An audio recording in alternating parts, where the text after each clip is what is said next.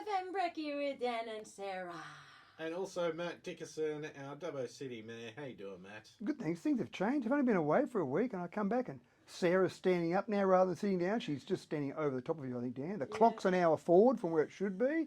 Things are changing in here. What's going on? Oh my God, you wouldn't like to not like change. What were you saying again? It was proving a point.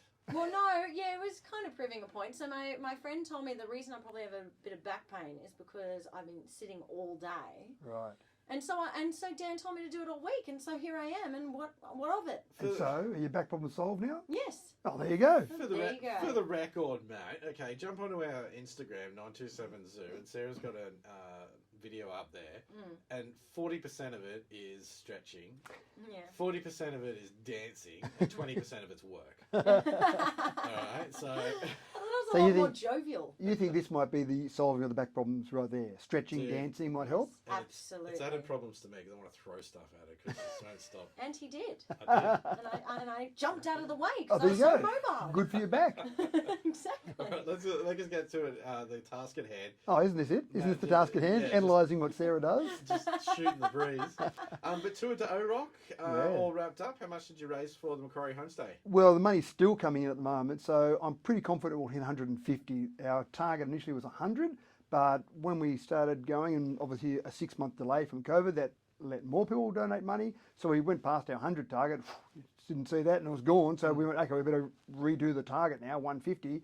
But I'm pretty confident we'll get our 150 as well. And we've still got some money coming in. All the riders had to raise individual funds, and that is still open on a Give Now page, so they can still donate there. And people are still getting, I saw the report come through last night, still riders are going back to their home community saying, look what I did, aren't I stupid? And then please donate some money. So that's still coming in. So I'm pretty confident we'll get past 150.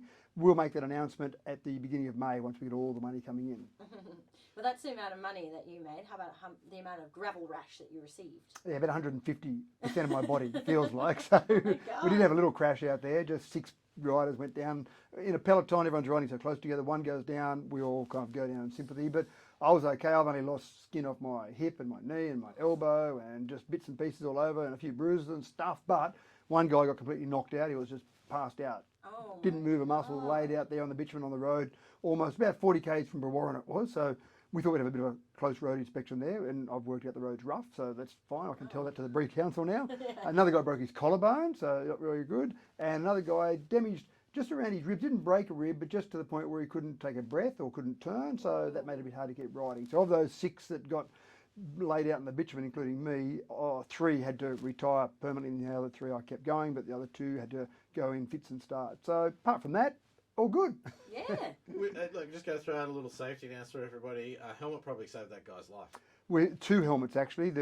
We had 2 of the helmets and looked at 2 of those helmets. The guy that got knocked out completely, his helmet was destroyed. So again, you're spot on, Dan. If he hadn't have had a helmet on, his head would have been hitting the bitumen and not knocked out. He probably would have been out full stop. The guy that did his ribs, that hurt his ribs, he's actually come down pretty hard on his ribs and kind of the back of his head, and his helmet was destroyed as well. He didn't get knocked out, but again, you can imagine if he hadn't had a helmet on, that would have been skull hitting ground, not good outcome. So yeah, it's a good little safety message there. Put your helmet on and do it up. I get annoyed when I see kids riding around and they're super cool and they've got their helmet on like they've got to have, but then the straps are off. So you come off, the helmet goes flying in the air and your head still hits the ground. So if you're going to put it on, you might as well just clip it in. Yeah, it happens all the time. My mum had a little bit of bike accident, and she had a big crack right in the front there. So yeah, helmets save lives. Absolutely. Yeah, definitely. Hey, all right, let's talk about the Dubbo region then. A couple of things. Wellington getting the work starting, are they? Work's about to start, and so this is a pipeline you're talking about. Yes. There's lots of work going on in Wellington, but I lots assume you're talking about the pipeline in particular. So way back when, if we can remember all those years ago when we had this terrible drought, we're in the middle of the worst drought in the century.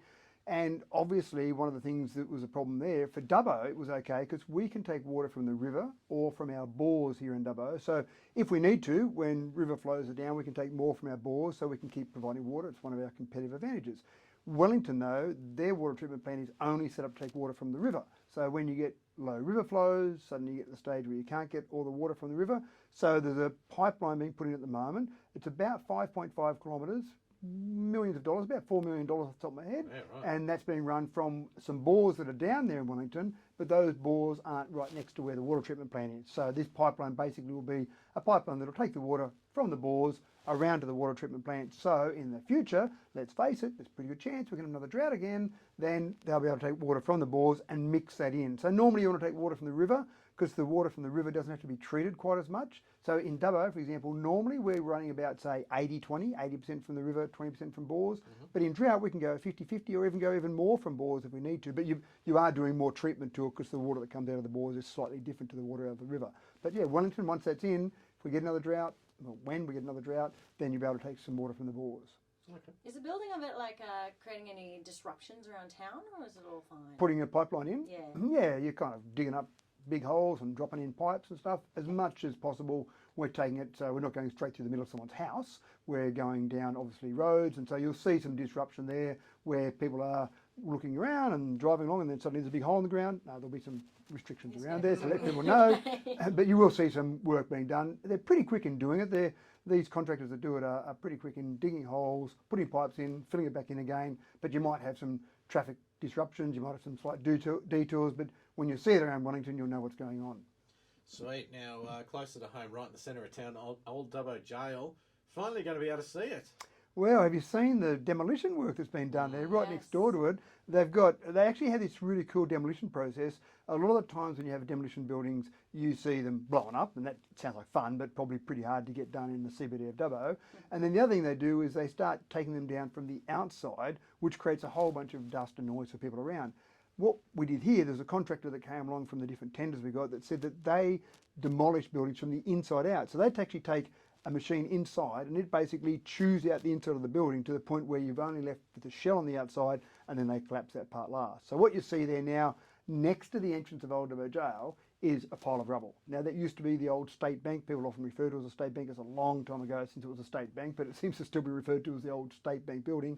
And what will happen there is once all that's cleaned up, there'll be a plaza put in. So rather than Old Dubbo Jail down that little 20 skinny laneway, and can we find it there, and tourists can't always find it. Locals constantly given directions. Yeah, and there used to be, you may remember, Dan, Sarah hasn't been around long enough to remember, but there used to be Benjamin Stokes out the front there, the old prisoner, and he'd scare people when he'd say, hey, come into the jail. And but that's not there anymore. But the whole opening of that whole plaza will make a nice spot to sit if you want to go and have your lunch there, when you're working in the CBD of Dubbo, for example, and just a nice open plaza. There'll be some nice artworks there, but more importantly, it'll open up that whole entrance so people will be able to find the jail. And that's our number 2 tourist attraction in the whole Dubbo Regional Council area. The zoo's obviously number 1, the jail's number 2. So the more we can open that up, the more that'll help tourism around there.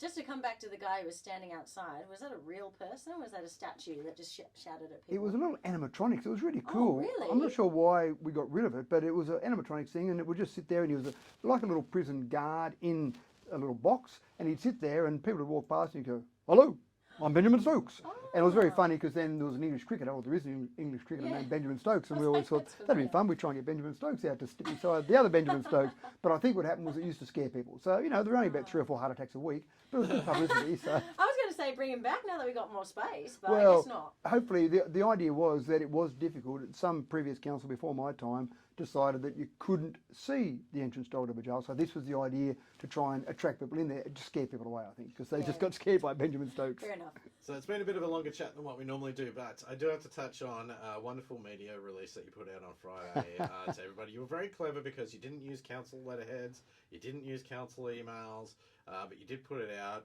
A few people duped. We ran the story and then let everybody know it was an April Fool's joke. But how have you found the tolls to the CBD for non-electric vehicles?